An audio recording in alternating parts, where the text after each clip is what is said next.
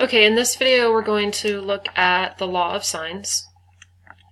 And we're going to start with one of the easier cases, and this is where we have this angle, we have this angle, and we have the included side. Okay, so since we have two angles, we can definitely find what the third angle is going to be without a doubt, and we can find the other two sides. So I'm not going to do the derivation of this. We did that in class, or you can look it up. But this is what you get for the law of sines, or if you set up the ratios differently, you can have A over sine A and B over sine B. So it just matters what you're looking for, which version you want to use. But as long as you set up these ratios consistently, either the sides on top and the angles on the bottom, or the angles on top and the sides on the bottom, you can set it up in any order that you want. So if you're looking for an angle, you're going to use the first group. If you're looking for a side, you're going to use the second group. If you use the wrong one, then it just takes a little bit of math to get it into the right, to get the equation in the right form. Not a big deal. Okay, so we have, oh, I labeled this wrong. My apologies. Oops.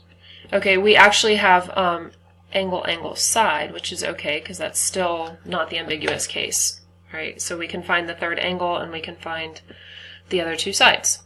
All right, so we have angle B and side B, which is what we need. We need an angle and a side across it because we need to get one of these ratios.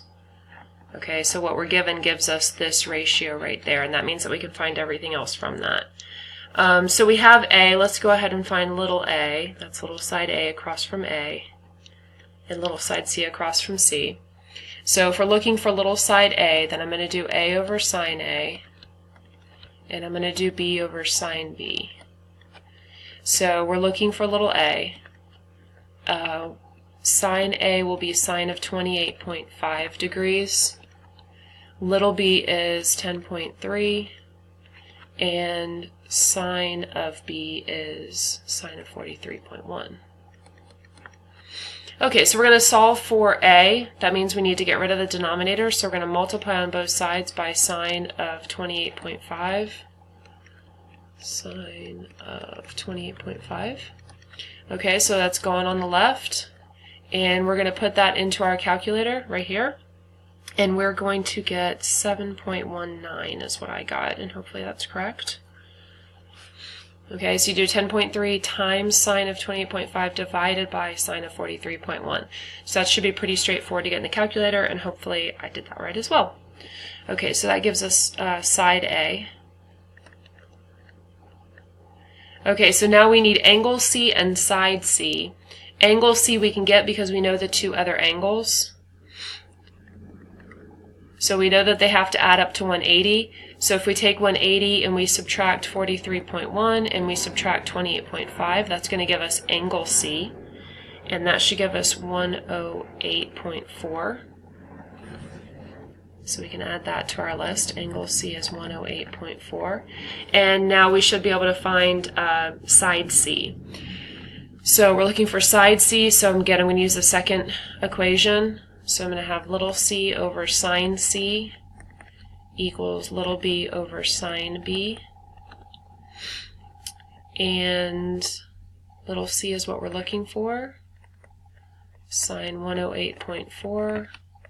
And on the other side we have 10.3 sine of 43.1. So it looks just like the one that we did above to find A.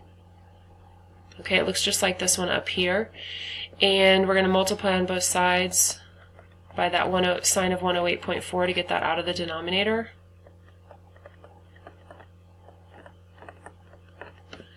Okay, and that's going to give us that little c, it should be 14.3, and I'm rounding those to 3 significant figures because we started with 3 significant figures over here.